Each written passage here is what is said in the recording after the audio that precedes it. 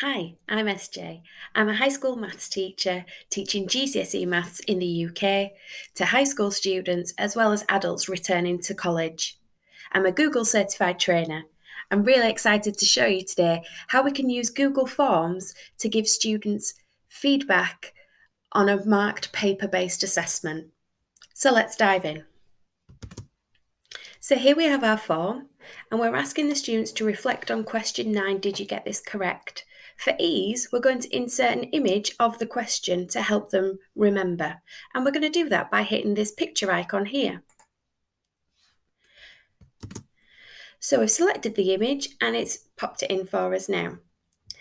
And we're giving them an option. Yes, did they get it right? No, they didn't. So the student will be sat with the paper-based assessment that they have completed that's been marked by their teacher, and we're now trying to give them either further guidance on things they need to improve or next steps to extend that knowledge. So did they get that question right? And we can put the answer in again using the image button by clicking add image here. Now, based on the response that the student gives us, we want to give them different information, and we're going to therefore need to use go to section based on answer, and that is here on this button here. So we found that under the 3 dots under the question, go to section based on answer. And that now asks us, yes, if they give the answer yes, do they continue to the next section, and we can direct them to different sections. So we're going to add in a section, and a top tip here is to call it the question that you're working on. So if we call it correct answer question 9, because it was question 9 on the March paper that they'd done, we then can create another section here called incorrect answer question 9. We can then direct the students, if they give the answer of yes, to go to the section called correct answer question 9. And if they give the answer no, they didn't get question 9 correct, they continue to the incorrect answer question 9. Then we can personalise the feedback and the next steps we're going to give them. So here in the correct answer for question 9, we want to give them a video to extend their knowledge. So we click add video and we search on YouTube for a video. So we've selected the video. Now it's also useful here to give them the name of the topic. Sometimes when students see the question, they don't necessarily know the topic that it relates to. So we've put in here, this question assessed your knowledge of angles on a straight line. To extend your knowledge in this topic, please watch this video. We're going to do the same now for the incorrect answer.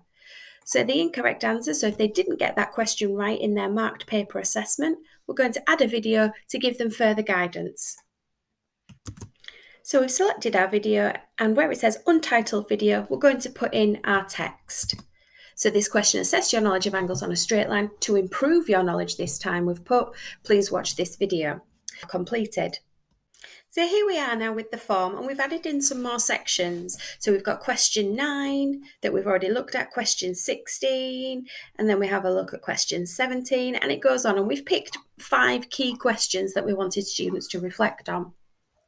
So if we go back to question 9 then, if they give the answer of yes, they got it right, they would go to section 3. And if they give the answer of no, they would go to section 4.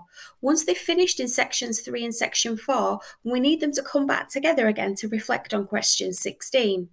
So the way we do that is under the end of section 3, instead of saying continue to next section, we go to section 5, reflection on question 16. And the same for the incorrect version, go to section 5, reflection on question 16. And here we are then with reflection on question 16, and you can see it follows the same format. And this is really easy to replicate in Google Forms, because what we've done is we've used the 3 dots here and we've duplicated the section. And when we duplicate the section, everything in that section is duplicated. So we duplicated the section and then we changed it to be question 16 instead of question 9. And then we can work our way through and guide the students branching off. Did you get this right? Go to section 6, correct question 16, question 7, incorrect question 16, and then after these, we guide them then to reflecting on question 17. And so the branching off continues. So that was a little guide to how you can use Google Forms to make a paper-based assessment digital when students are reflecting, and to give them tailor-made feedback and next steps depending on how they scored in their paper-based assessment.